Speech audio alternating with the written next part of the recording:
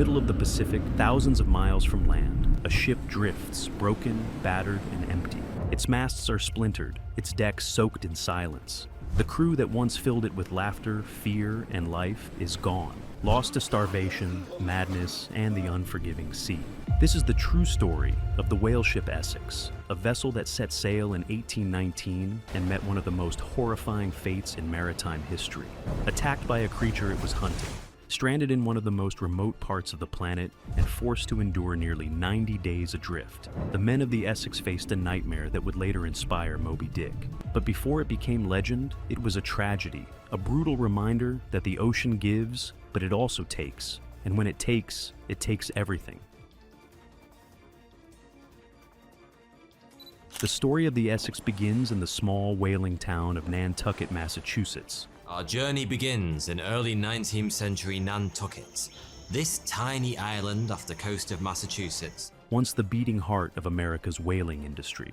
In the early 19th century, whale oil was liquid gold. It lit lamps, fueled machines, and filled the pockets of men willing to risk everything for it. Whaling wasn't just a job, it was a way of life, passed down through generations, shaping the identity of entire coastal towns. And the Essex was one of the proud ships chasing that fortune. Launched in 1799, the Essex was an 87-foot whaling ship, sturdy but modest compared to the giants of the fleet. She had weathered decades of voyages, her wooden hull scarred by storms and hunts. Yet, she was still considered fast and reliable.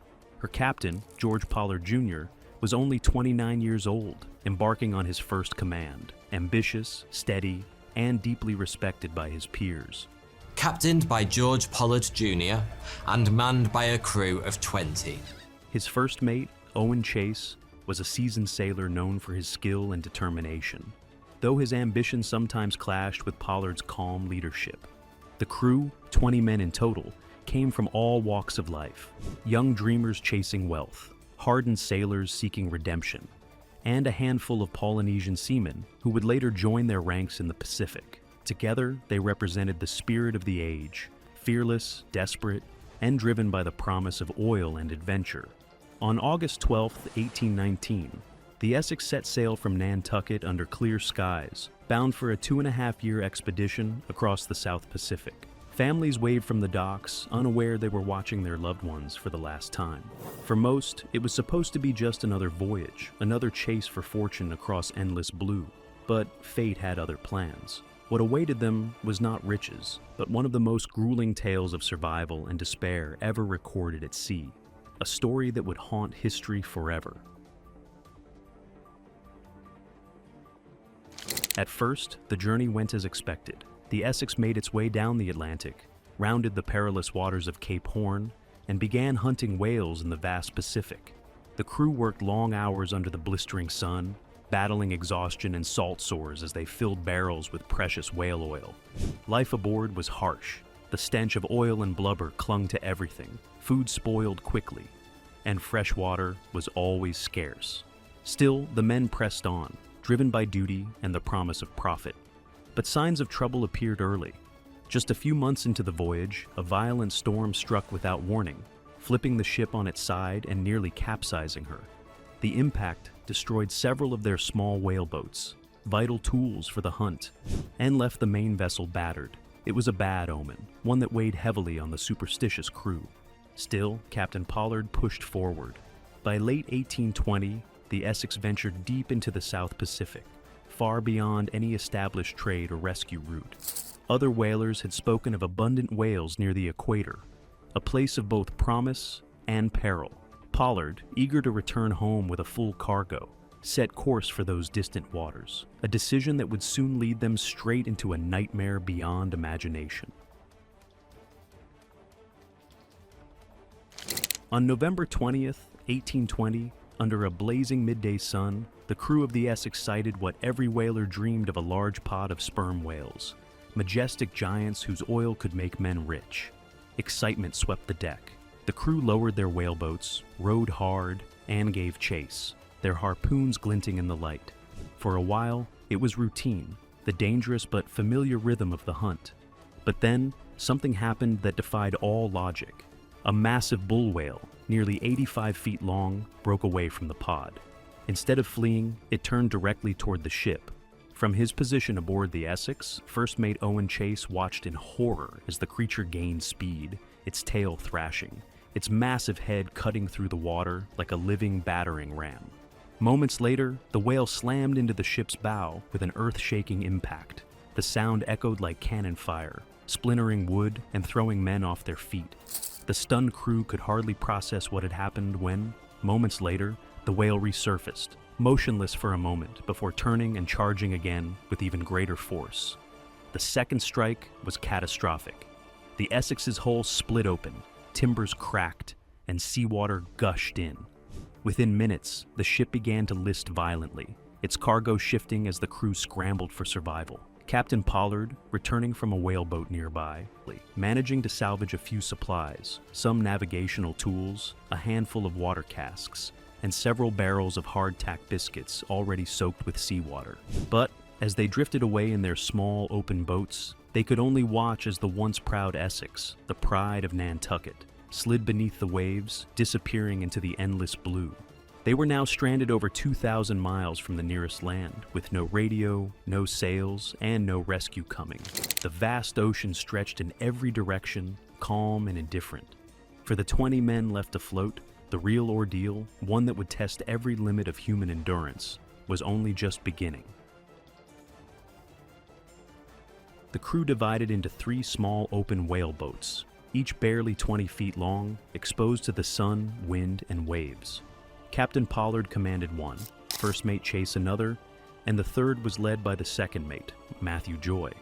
At first they aimed for the Marquesas Islands, but fear gripped them.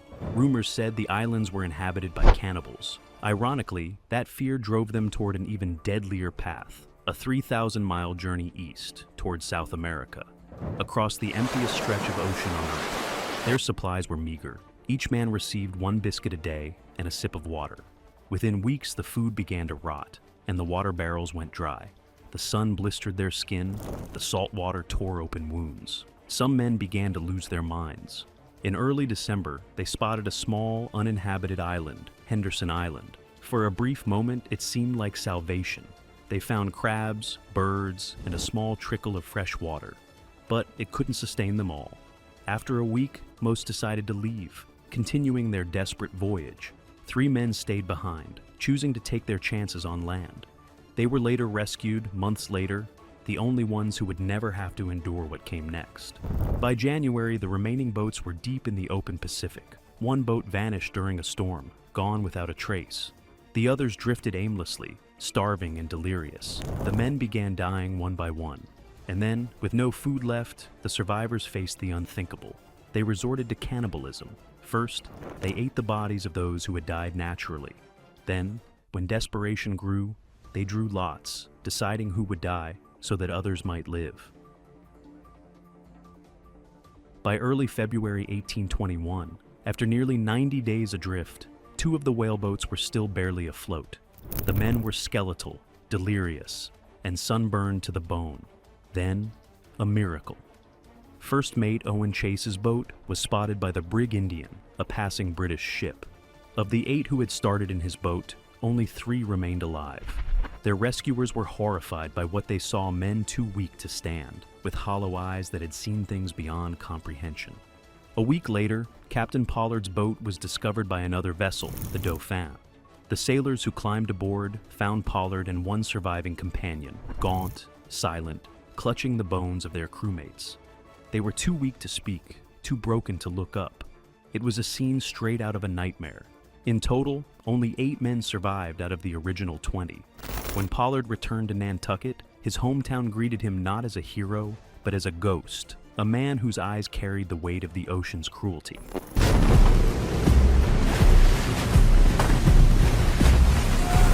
He would attempt one final voyage, only to lose another ship, sealing his fate as a sailor cursed by the sea. Owen Chase, on the other hand, turned his trauma into words. His published memoir told the world their story, a tale so haunting that decades later, Herman Melville would use it as the inspiration for Moby-Dick. Yet, even Chase found no peace. The memories consumed him, and in his later years, he suffered recurring breakdowns, storing food in his attic as if preparing to starve again. Both men had escaped the ocean, but neither ever truly left it behind. The Essex was more than a shipwreck. It was a mirror held up to human nature. It revealed how quickly civilization fades when survival takes over. In the heart of the Pacific, stripped of everything, the crew of the Essex became a symbol of endurance and despair. Historians now see the tragedy as one of the key moments that reshaped the public's view of the sea, not as a place of glory, but of danger and uncertainty. The story inspired literature, art, and even modern survival studies. But beyond the legend, the human cost remains staggering. Fathers, sons, and brothers who left home to chase fortune, only to find horror. Today, the route the Essex sailed is still traveled by ships and planes, but her story lingers in every sailor's mind. It's a warning whispered by the waves. The ocean may look calm, but beneath it lies an untamable power and a memory of those who dared to defy it. The tragedy of the Essex reminds us that the sea does not care for courage or experience. It humbles even the bravest, and sometimes it breaks them. What began as a hunt for whales became a fight for humanity itself, a story of survival that continues to echo through history. If you want to explore more of the ocean's greatest mysteries and forgotten shipwrecks, make sure to like this video, subscribe, and ring the bell, because the next story might just be even darker. Until then, remember, every voyage carries a risk, and every legend begins with someone who didn't come home.